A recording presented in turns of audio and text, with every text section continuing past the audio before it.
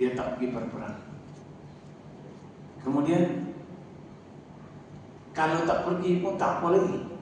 Tapi walam yuhaddits fi nasril ghazwi. Tetapi dia juga tidak berbisik kepada diri dia untuk menolong peperangan pada jalan Allah.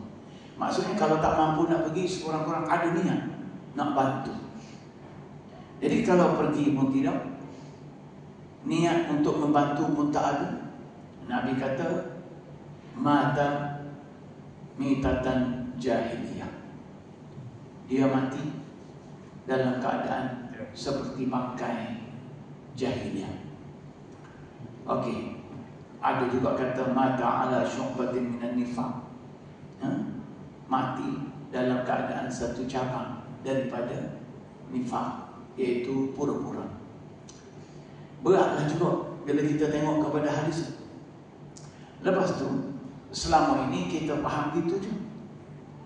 Tiba-tiba bila ada satu fatwa daripada Kesatuan Ulama Muslimin Antarabangsa yang mengeluarkan 14 perkara supaya umat Islam ini dah sampai masa wajib pergi berperang dengan secara bersenjata melawan Zionis. Jadi ringkasnya, umat Islam hari ini perlu membentuk kesatuan. Mana pemimpin-pemimpin negara-negara Islam yang ada ini mesti ambil satu tindakan bagaimana untuk mewujudkan pakatan supaya jihad itu boleh digerakkan. Bila keluar fatwa itu, dalam 3-4 hari kemudian keluarlah pula fatwa daripada Darul Ifta ataupun respon, bukan fatwa, respon daripada Darul Ifta Mesir yang mengatakan fatwa ini adalah fatwa yang gopoh, fatwa yang mempunyai agenda tertentu dan boleh membawa risiko kepada rosaknya alam. Jadi dalam keadaan seperti ini, bagi kita orang awam ini, apa sikap kita nak ambil? Sebab Darul Ifta Mesir pun juga adalah badan yang kita kata dijadikan rujukan. Dan apa yang kita kena tahu juga, Darul Ifta melihat Kesatuan Ulama Muslimin Antarabangsa ini sebagai salah satu organisasi yang tersenarai dalam senarai teroris antarabangsa. Jadi maknanya Darul Ifta mempercayai status ataupun standard yang telah diberi oleh pertubuhan ataupun peringkat dunia. Tetapi sebelum keluarnya fatwa Darul Ifta ini, kita banyak kali dah, Mufti Libya sendiri sudah beberapa kali, dan terakhir sebelum keluar fatwa ini, dia dengan berani mengatakan bahawa sebenarnya sudah sampai tahap wajib para ketua terus angkatan tentera dalam dunia ini untuk melakukan serangan ke atas tentera Israel, dan tidak perlu takut sangat atau terikat sangat dengan arahan ketua-ketua negara yang tidak mahu berpihak menentang Zionis. Jadi tuan-tuan, itu kedudukan apa yang kita cuba nak faham. Jadi sahabat-sahabat yang dirahmati Allah, masa yang ada tentu tidak cukup untuk kita cover semua. Cuma kita boleh sebut secara ringkas. Dalam keadaan yang ada hari ini, kalau ikut Muammar Gaddafi sebelum beliau dibunuh, dia sudah menyebut Israel akan menjarah satu persatu sesudah Palestin. Dia akan pergi kepada Syria, Jordan, Lebanon, kemudian masuk Iraq, selepas itu akan turun ke Saudi Arabia, kemudian naik semula ke Mesir, dan sesudah itu kembali ke bahagian utara Iraq, kemudian akan membuat serangan sampai ke Tunisia di Afrika. Jadi semua itu akan ditunduk supaya berada di bawah kehendak Israel. Dan kita tengoklah sebab apa yang disebut oleh Muammar Gaddafi itu, nampak setakat ini kecenderungannya ada. Dan perkembangan terbaru yang kita dengar, saya pun tak sempat nak study lebih lagi, hatta kerajaan Syria yang baru ini pun sendiri nampak dalam pendekatan untuk mengadakan normalisasi dengan Israel juga, sebagaimana Saudi Arabia juga begitu.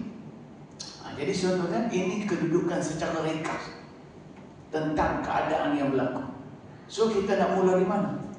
Saya nak beritahu secara ringkas bahawa setakat apa yang berlaku sekarang, negara-negara Timur Tengah ini, Syam khususnya, bumi Syam yang melibatkan negara Suria, Lebanon, Jordan dan Palestin.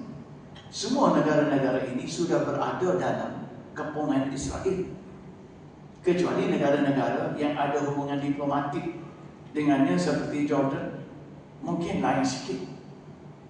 Dan dalam perkembangan terbaru, katanya Amerika seakan seperti tidak menghalang kemasukan tentera Turki ke Syria dan seumpamanya. Itu pun tuan-tuan nak kena sekali tengoklah sikit-sikit perkembangan yang berlaku. Cuma apa yang kita nak sebut malam ni, apa yang kita sebut tadi tu, kepungan-kepungan ke atas negara-negara Timur Tengah, negara Islam kita itu, telah pun disebut oleh Nabi SAW, di mana Jabir menceritakan, Jabir bin Abdullah kata, satu masa nanti ahli-ahli Iraq hampir-hampir tidak diberi lagi kepada mereka sukatan makanan dan juga duit dirham, di mana sukatan makanan pada Iraq pada zaman dulu dikenali sebagai kafiz, iaitu pada kadar beratan 24.5 kilogram. Jadi makanan tidak akan disalurkan ke Iraq. Maksudnya masa Jabir cerita ni, zaman tabi'in ni tuan-tuan. Cerita ni berlaku zaman tabi'in. Jadi kemasa Jabir cerita, negara-negara ni kaya ni. Negara ni kaya, jadi maknanya negara makmur. Jadi mereka tanya kenapa jadi macam tu. Seorang tabi'in bernama Abu Nadr Al-Munzir bin Malik, dia kata kenapa boleh jadi macam tu. Lalu Jabir kata sebab sekatan daripada orang ajam. Jadi bila sebut orang ajam, lalu dan orang ajam ni maksud dia orang yang dekat dengan negara tersebut dan tidak bercakap bahasa Arab. Jadi mengikut kajian dan apa yang berlaku, ajam di situ merujuk kepada Parsi kalau dahulu, dan sekarang ini Iran. Dan apa yang berlaku sekarang ini kita nampak sungguh, Iraq dikuasai oleh Syiah sesudah jatuhnya kerajaan Saddam yang berteraskan sunnah. Maka Iraq sekarang dikuasai oleh Syiah, dan keadaan ekonomi pun memang teruk. Dan kita kena faham, kalau ikut Syekh Imran Hussein, saya tak suruh percaya, tapi dia kata, tuan-tuan nanti tengoklah, tidak akan berlaku perang di antara Amerika dengan Iran. Tidak akan berlaku, kerana pada pandangan beliau, mereka semua ini dari tim yang sama. Macam mana? Wallahu a'lam. Tak boleh nak cerita. Tapi ada wajar juga, kerana bumi Isfahan itu di Iran itu adalah kota besar di mana ramai orang-orang Yahudi bertempat di sana. Dan dari sanalah lahirnya tentera-tentera Dajjal yang akan merentasi negara-negara Islam ini.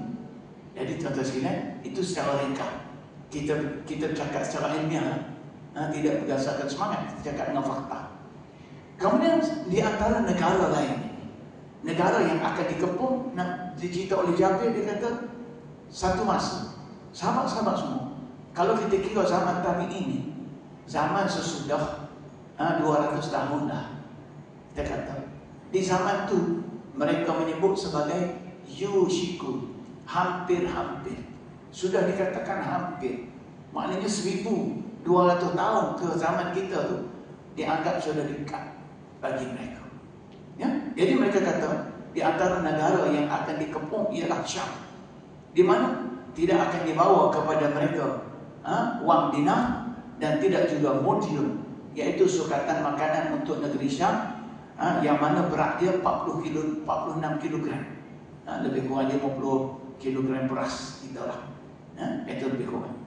Jadi ditanya pula kepada Jabir, siapa yang akan sekat ini? Jabir kata Rom. Jadi kalau dulu Rom tu maknanya orang-orang Kristian lah. Kalau zaman kita ini, dia kemungkinan merujuk kepada ada 3 pihak, sama ada Amerika dan Britain, ataupun merujuk kepada negara-negara Eropah, ataupun ada juga yang merujuk kepada Rusia sebagai Rom Timur. Jadi tak apalah itu, kita tak tahu nak jangka. Tapi hakikatnya tuan-tuan, apa yang disebut di sahabat ini sudah berlaku. Lalu selepas Jabir cerita macam tu, Jabir sebut Rasulullah kata begini. Rasulullah kata satu masa nanti tuntahaku zimmatullah, akan dicerobohi kehormatan Allah. Zimmah ni maksudnya maruah Allah akan dicerobohi. Begitu juga wazimmah Rasulullah sallallahu alaihi wasallam, maruah Rasulullah sallallahu alaihi wasallam juga akan diceroboh. Bila dua perkara ini umat buat, Rasulullah kata fayashuddullahu, nanti Allah azza wa jalla akan gagahkan qulub ahli zimmah, hati orang-orang kafir zimmi yang ada dalam negara-negara Islam ini. Allah Ta'ala akan jadikan mereka berani. Mereka tak takut, mereka tak gerun. Sebagaimana kita tengok orang kafir negara kita sekarang, yang kita duk kata zimmi, walaupun pada saya harbi sebenarnya, sebab mereka ni ada agenda besar. Nanti saya cerita sebentar lagi lah itu. Mereka tak gerun kat kita, mereka marah. Itu kita nampak. Dan apa lagi kalau di negara-negara Timur Tengah, itu keadaan yang sedang berlaku. Allah Ta'ala buat itu bukan kerana salah mereka. Kita tak jaga maruah Allah, kita tak jaga maruah Rasulullah sallallahu alaihi wasallam, sehingga kita nampak hari ini. Lepas tu hasilnya fayamna'una min aydihim, fayamna'una ma fi aydihim, lalu mereka pun tak kongsi apa yang ada di tangan mereka. Tuan-tuan sekalian, tuan-tuan tengok sendirilah hari ini, tuan-tuan sekalian, keadaan aliran ekonomi negara semua sekali, hatta dalam rangkaian bisnes dan sebagainya pun, kita dapat hal lebih-lebih. Network harga, network pasaran, bekalan semua sekali, mereka kawal semua. Tuan-tuan sekalian, kita orang Melayu ni tukang buat macam tu je, tuan-tuan sekalian. Jadi sahabat semua, lepas tu maknanya apa? Apa Allah Ta'ala buat? Iaitu Allah Ta'ala akan cabut daripada hati mereka rasa gerun kepada orang Islam. Itu benda yang akan berlaku kepada kita. Jadi sahabat semua, cuba tuan-tuan tengok apa yang berlaku. Lepas tu, itulah situasi yang sedang berlaku kemudian. Kemudian selepas zaman ini, selepas zaman kita tu ada ni,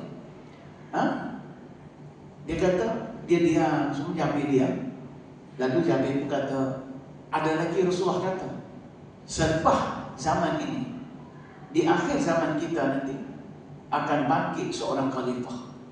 Akan bangkit seorang khalifah, yang mana khalifah ini sangat adil, dan dia ini makmur pemerintahan dia, sehingga dia agih harta-harta dia ini dengan cedok dalam bumi berharga duit ke, emas ke, letak dua tangan, bagi. Macam tu.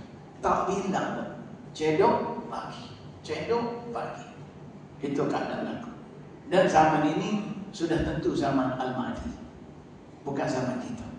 Jadi tuan-tuan sekalian, saya nak baca benda tu supaya kita tahu. Baik, kalau kita tengok secara ringkas lah, secara ringkas, merujuk kepada Iraq, kita katakan Syria ini kita bermula daripada perang salib, perang dunia pertama sampai perang dunia kedua itu kita panggil sebenarnya perang salib, di mana sejak abad ke-11 hingga abad ke-13 negara-negara Islam ini sudah lama dikepung. Tuan-tuan sekalian, sudah lama dikepung, dan harta kita dipunggah keluar daripada negara kita. Tengoklah negara Arab sekarang sendiri pun, minyak kita, emas kita dibawa balik. Jadi kita dapat sisa, dan dia tak bagi pun teknologi itu kepada kita. Dia buat kerja, dia tubuh syarikat, dia main sendiri. Jadi benda itu berlaku. Kemudian tuan-tuan sekalian, benda ini makin teruk apabila zaman Osmaniyah, iaitu ketika tuan-tuan sekalian abad ke-19, di mana apabila dunia Eropah mula mengenakan tekanan sehingga jatuhnya kerajaan Osmaniyah. Itu yang berlaku pada tahun 1924. Jadi setelah itu tuan-tuan sekalian, sejak 2011, selepas jatuh kerajaan Osmaniyah 1924 sampailah kepada tahun 2011 sampai hari ini, tuan-tuan sekalian, kita nampak negara-negara Islam ni tak layak nak bangkit. Dan Syria sendiri kita tengok hari ini seperti baru nak bertatih semula, dalam keadaan tak tahu nak ambil sikap macam mana, nak lawan tak kuat, bersama, tak bernormalisasi pun teruk. Jadi tuan-tuan sekalian, hak teruknya tahun 2025 ni Israel mula menekan Syria dengan melakukan serangan-serangan ke atas Israel. Jadi sebenarnya tuan-tuan sekalian, kalau kita tengok kepada hadis Nabi, yang mengancam Syria ni siapa sebenarnya? Yang kita nampak yang mengancam mereka ni orang-orang Parsi, iaitu khususnya bangsa daripada Iran.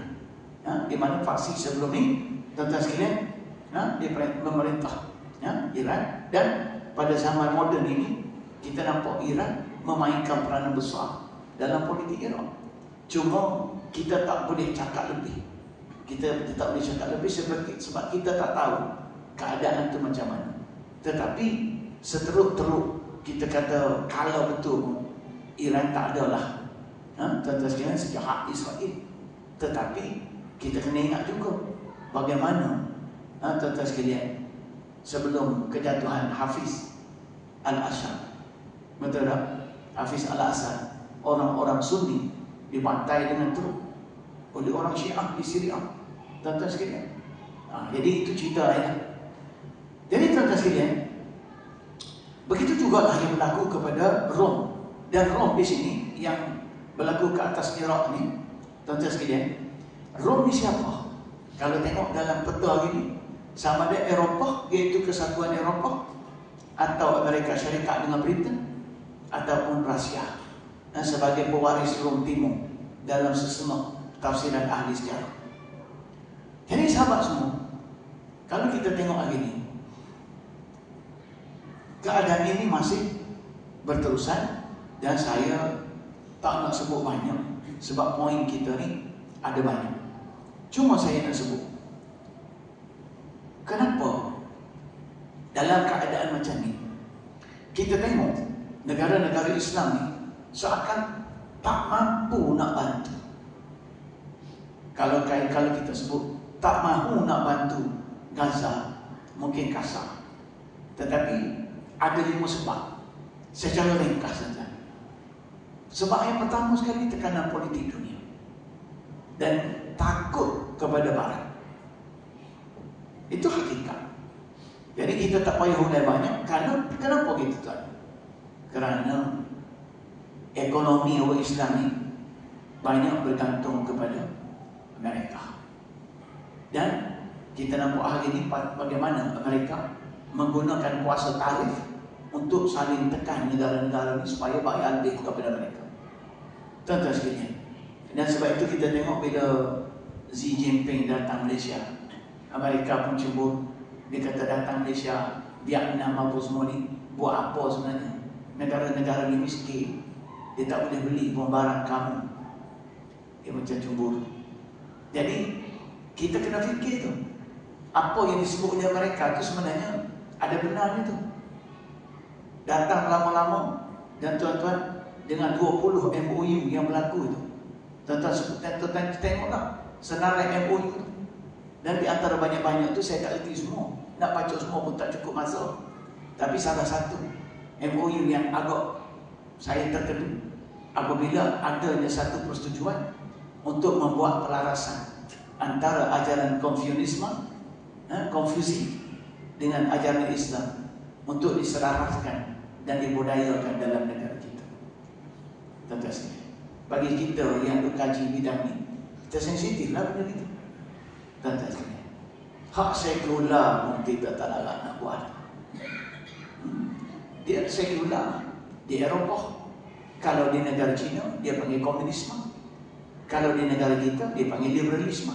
Semua tu benda yang sama tu. Benda tu pun tak halal. Dia nak bawa masuk konfusi. Kalau jadi semua, na'udzubillah. Jadi tuan-tuan sekalian, sebab itu tuan-tuan, di antara benda yang menyebabkan kita gagal tuan-tuan, ialah apabila kita terlalu bergantung kepada ekonomi.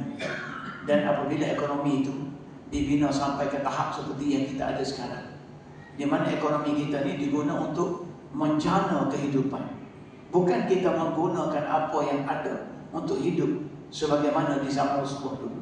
Sebab itu sahabat tuan-tuan sekalian, berubahnya manusia daripada sistem fitrah yang semula jadi, sistem berjalan kaki, sistem berkenderaan dengan binatang, berperang dengan pedang.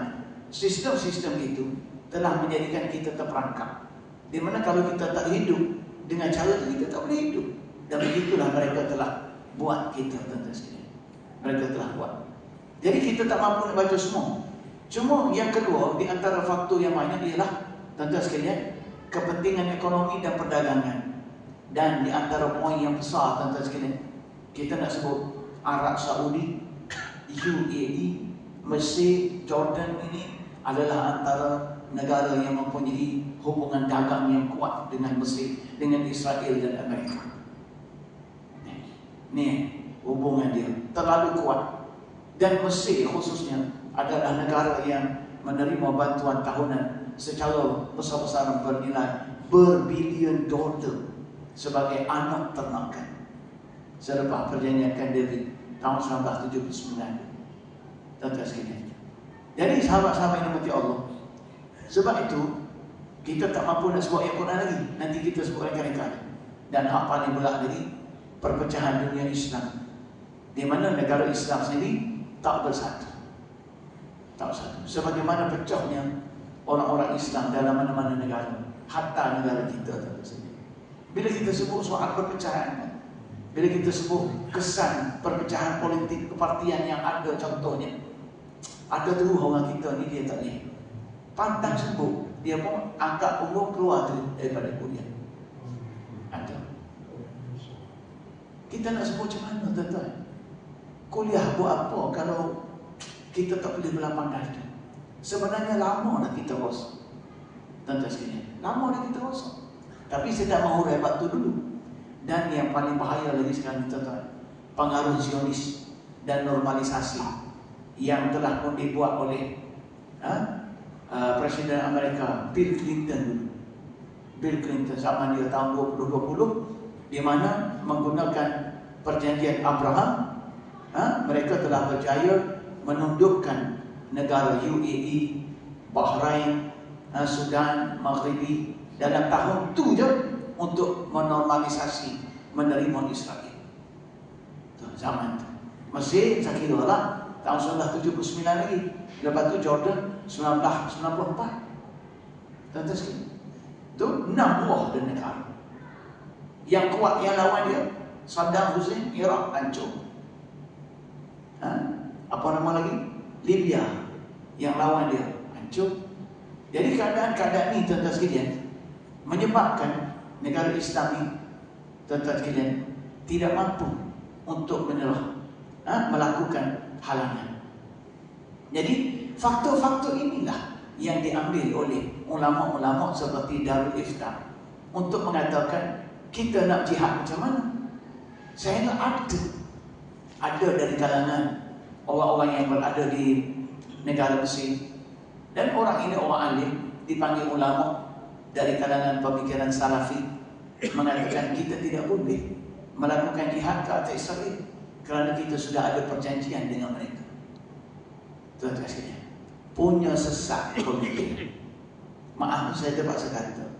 Sebab tu tuan-tuan sekalian, di antara benda yang menyebabkan manusia ni boleh cakap macam ni, kerana orang Islam tak tahu bahawa sebenarnya kita kalau kira Islam betul-betul, Islam yang al-yawma akmaltu lakum dinakum ni, Islam yang betul-betul sempurna ni, wa atmamtu alaikum ni'mati wa raditu lakum al-Islam madinah ni, sebenarnya pada tahun ke-9 Hijrah bila turun surah Al-Bara'ah, surah Taubah, bila Tuhan kata bara'atun minallahi wa rasulihi ila alladzina ahadtum minal musyrikin, maknanya bila Tuhan declare ayat pertama surah Taubah tu, Allah beritahu kepada orang Islam, bermula daripada tahun tu orang Islam tak perlu ada apa-apa deal dengan orang kafir.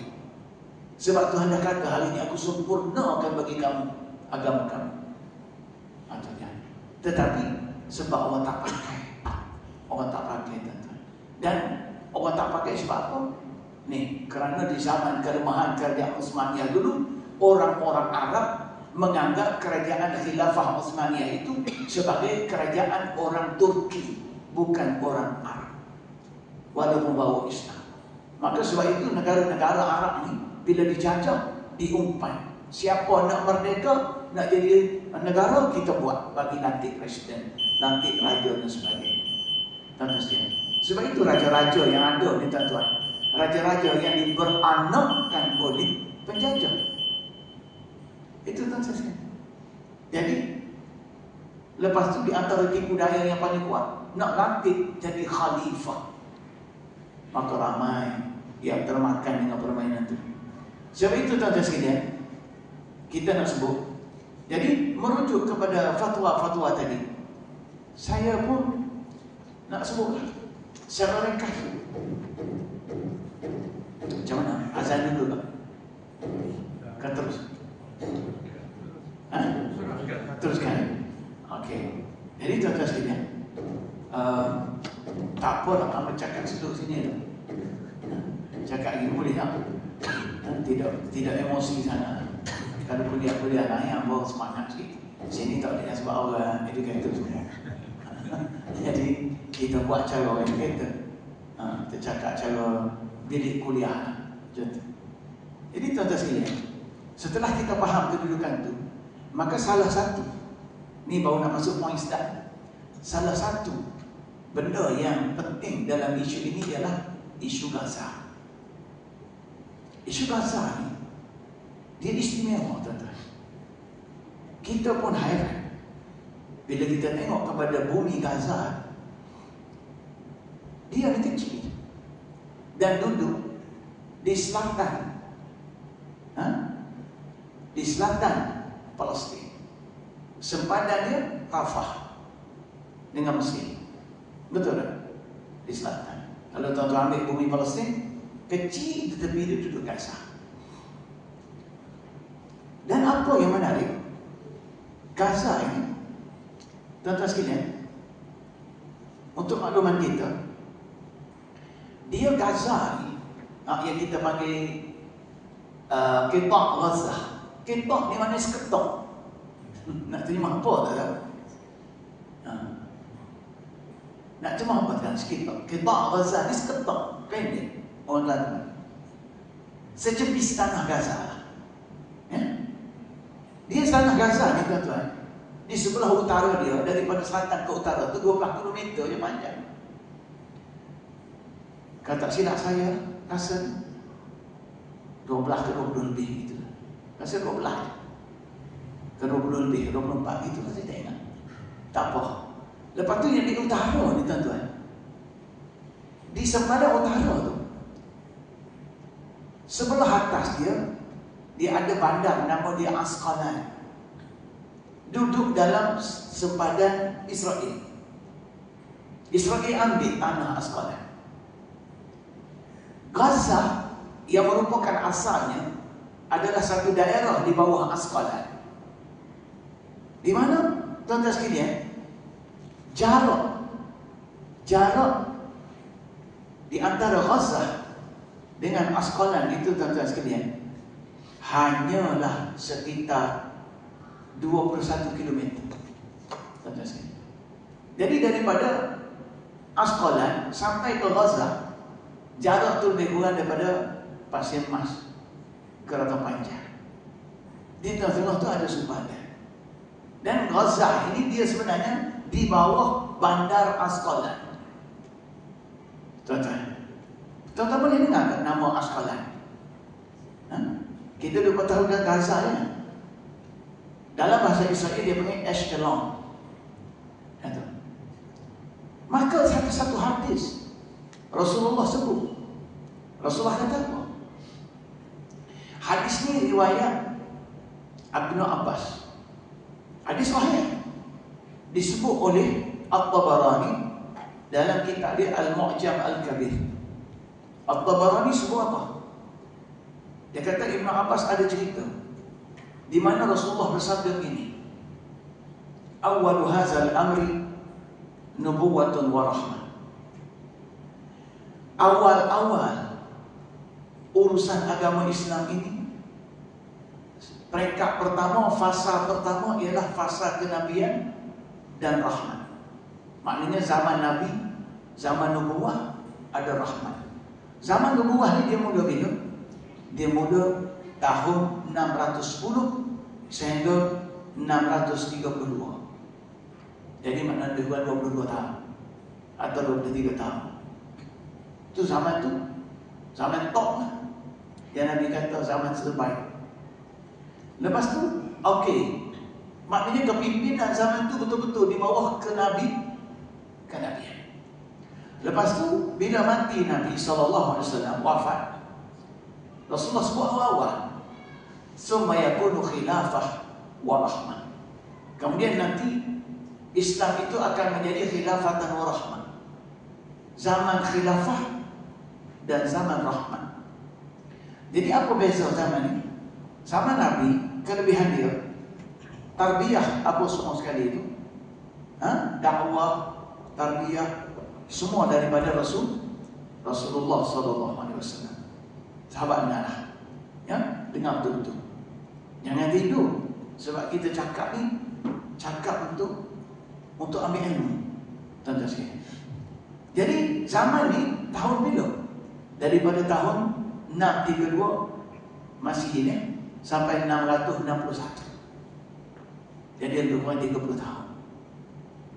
Okey, zaman ni dia panggil zaman khilafah. Apa makna khilafah? Orang yang menyusuli cara Rasulullah masih lagi meneruskan risalah. Cuma beza dia zaman khilafah ni, kalau nubuwah pemimpinnya dipilih Allah. Kalau khilafah pemimpinnya berdasarkan syura. Berdasarkan syura. Okey. Lepas tu bila habis tahun 663, tuan-tuan sekalian, 61 tadi, Nabi sebut summa yakunu mulkan wa rahmah. Kemudian akan ada pula zaman pemerintahan kesultanan. Kesultanan ini dia bermula daripada tahun, tuan-tuan sekalian, 661 sehinggalah 750 Masehi. Zaman ini dia panggil zaman pemerintahan daripada zaman Abbasiyah dan Umayyah dan permulaan awal kerajaan Abbasiyah. Apa maksudnya?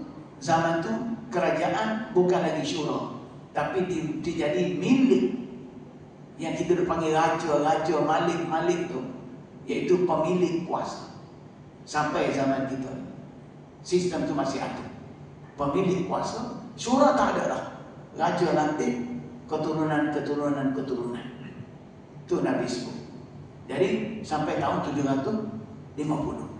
Maka zaman ni Nabi kata mulkan wa rahmah. Ada mulkan lagi.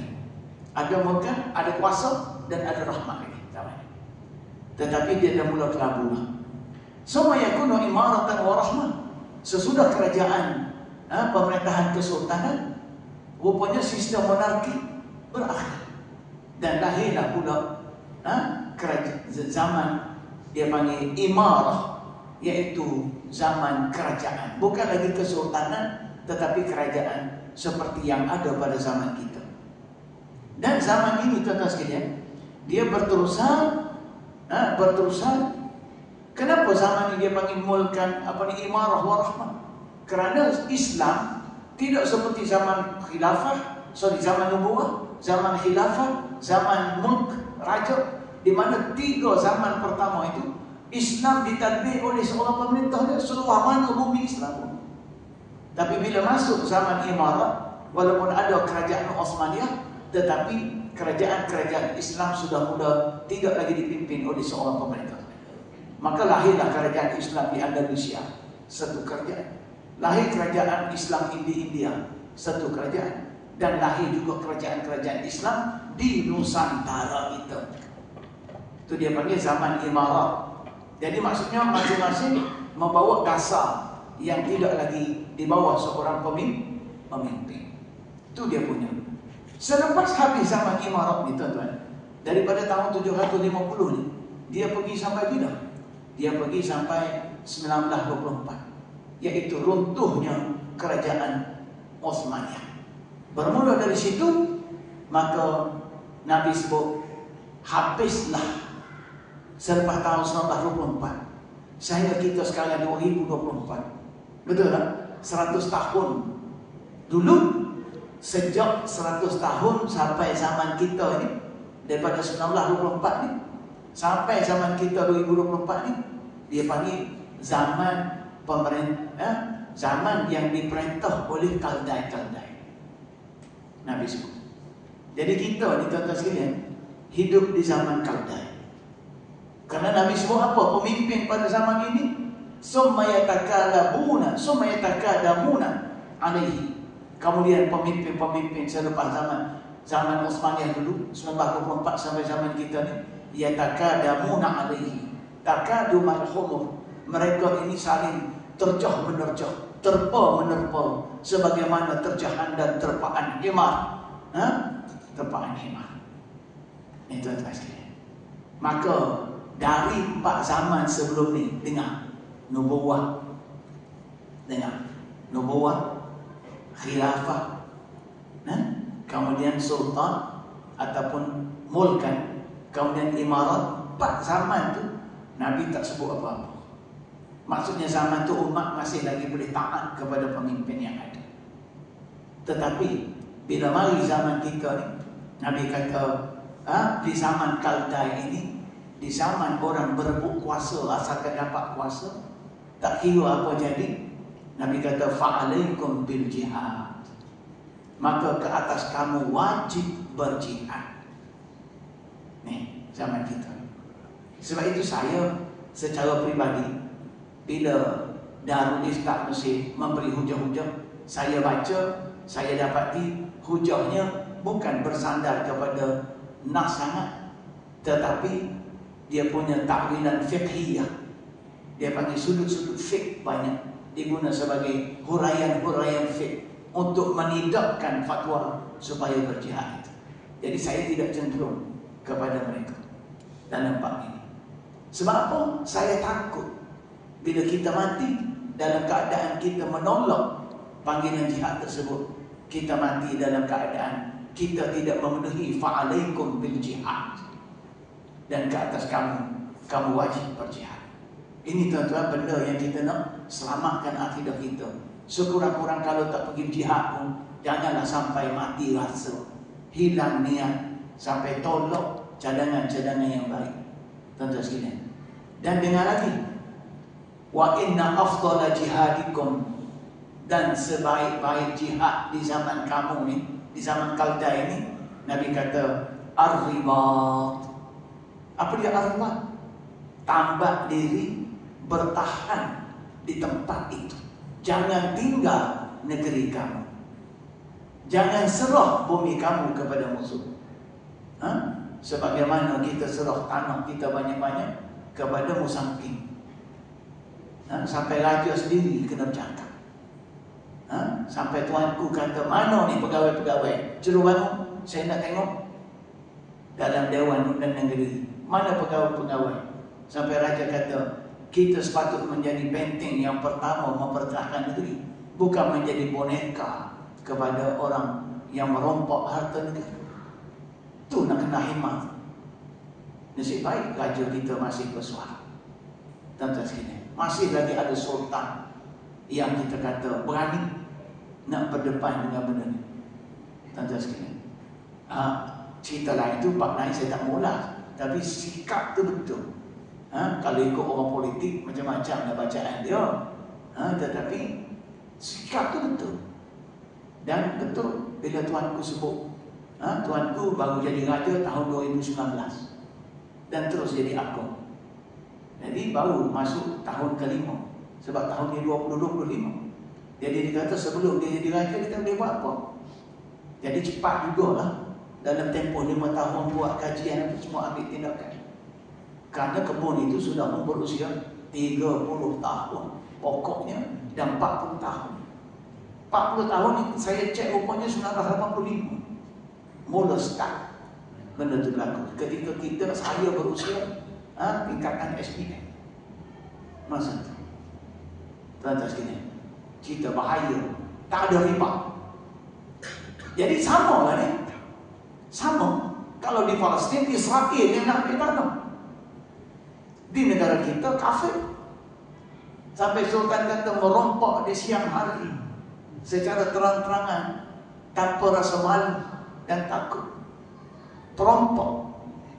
Kalau jumpa kita cakap gitu, siap polis mana ni? Buat tu. Sebab tu tuan-tuan sekalian, kuliah-kuliah yang saya dah buat sebelum-sebelum ni, saya tak boleh letak dalam YouTube. Tak ada lah. Saya buat pada. Kalau tuan-tuan nak tengok, tuan-tuan jangan pergi dekat YouTube, pergi dekat Rumble, RUMBLE, tulis Arab Mikro. Kena install Rumble dalam telefon, tulis Arab Mikro, di situ semua ada. Tuan-tuan sekalian, berpindahlah. YouTube ni sebenarnya alat untuk membodohkan manusia. Rumble, dia cerita segala benda yang ada dalam tu. Bebas kita nak cakap apa. Dan orang tak boleh padam dia punya akaun. Tuan-tuan sekalian. Mana Ustaz ni? Ya? Isap panjang ni.